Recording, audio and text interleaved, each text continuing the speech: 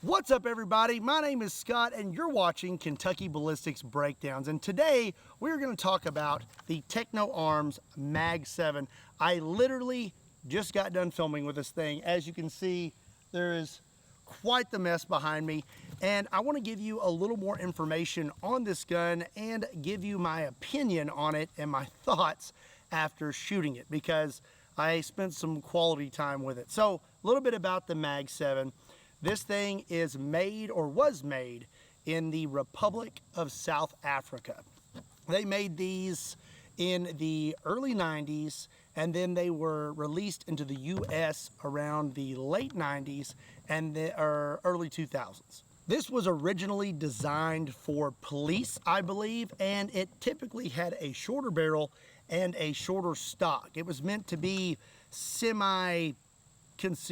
It is a pretty beefy shotgun, even with it being shorter, but with this stock and this barrel on there, it is definitely not very small. So this thing is a mag-fed pump action 12 gauge shotgun. It takes a 5-round magazine, and this thing fires a 2-inch shell. So we in America, we've got these 2 3/4 inch shells and 3-inch shells for 12 gauge, and then we have these little 1 3/4 inch shells. They don't really work so well in the mag. This is a little too short, and when we were filming, it was just sending that straight into the feed ramp. It would just nose dive in, and then you have your 2 3/4 inch shell, and as you can see, that is too long. That would not even fit inside the gun. So these 2-inch shells here, which are very hard to find. If you find some of these, the original Techno Arms ammo, I mean, you're going to be paying through the nose, probably like $235 for 25 rounds. I've seen them that high. This is not the original Techno Arms ammo, but it is something that was made that was very similar, about the same length, but made by a different company. And these fit in here great. We had a lot of luck with these in the video. They fed just fine, except for the last round. Let's see here. Where's the button? There it is. So if this was the last round, you can see when I do this, it gets hung up in there. But once we finagled it a little bit, it was working pretty well. So if you take a look at this thing, shells are falling off the table here. I'll get those later. So if we take a closer look at this thing, you can see that it actually looks like it's made out of some pretty good steel. It is very dense. I mean, like, it feels like it's well built. You can see here it says Mag-7, and let's see, where does it say? Made in the Republic of South Africa. That's pretty cool. This little symbol here on there reminds me of the bad guys from G.I. Joe, which is pretty cool though. You've got some grip on your forend there. You've got some good grip right here on your actual pistol grip, which, by the way, this thing is super thick. Like, I've got pretty big hands, and I can touch my middle finger, but not my pointer. And you can see there that it's pretty thick grip. And after a while, while filming, this thing was kind of becoming like annoying. Like, it was hard to hang on to after a while, especially when you're carrying it around all day with one hand. I could see that that would kind of get old. You've got your mag release, which is not ambidextrous. We've got one on the left, but not on the right. So if you're a left-handed shooter, you're kind of out of luck. I guess you would just kind of have to maybe hit it with your pinky finger. It does slide out of there pretty easy. On this side, we have your safety. So we got fire and safe. And then this little button right there, that actually releases your, I'm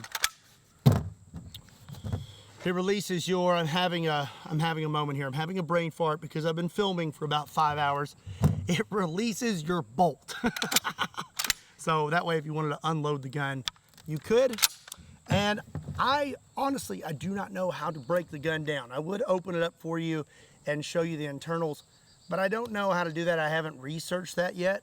I'm probably going to need to after filming this video, because I am covered and the gun is covered. I do know that this has something to do with it.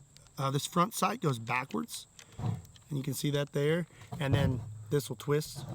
So, and actually, and now that I think about it, I do know a little bit about breaking it down. I know you have to take out this screw and remove this pin, and then you can take your top cover off. So I know a little bit about how to break it down. I guess if I absolutely had to, I could, but not enough for me to do it on camera for you, because I don't want to get lost with all that and lose a part out here.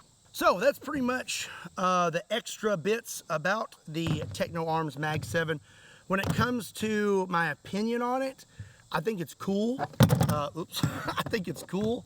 I think it's got a cool factor. You know, it's been in video games.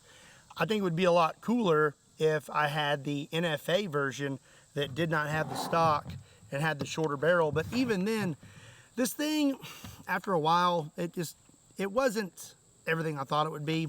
There are some issues when shooting this thing when it comes to racking out your shell and loading in a new one. If you're like most shooters, you'll leave that pointer finger outside the trigger well, you know, keep your booger hooker off the trigger. Well, this thing kind of comes back far, and you will go right into the tip of your finger, just kind of smush it. So if you're not too careful with that, you'll catch your finger a few times. Recoil, it's pretty mild. It was about the same as a 12 gauge shotgun. Nothing more, nothing less. I didn't notice anything that really popped out at me. Aiming is a thing. Your sights are pretty crude, and I don't know exactly how true they are. You know, I really kind of had a hard time aiming with it. It's more of a point and shoot, I think, maybe for close range. And really, I mean, I just said it, that is what this was originally designed for. It was a shorter shotgun, and I think it was made more for police to use, you know, in close ranges. All in all, I think the Techno Arms Mag-7 is definitely a cool shotgun. Definitely a cool one to have in your collection, especially if you can manage to find some ammo for it or a mag. By the way, these mags are like $300 if you find them online, because they're just impossible to find. So that's my 2 cents on the Techno Arms Mag-7 after spending a few hours with it, shooting it, filming with it. Take it with a grain of salt. I hope you enjoyed this video. Be sure and give it a like, hit that subscribe button, and as always, my name is Scott, and I'll see you next time.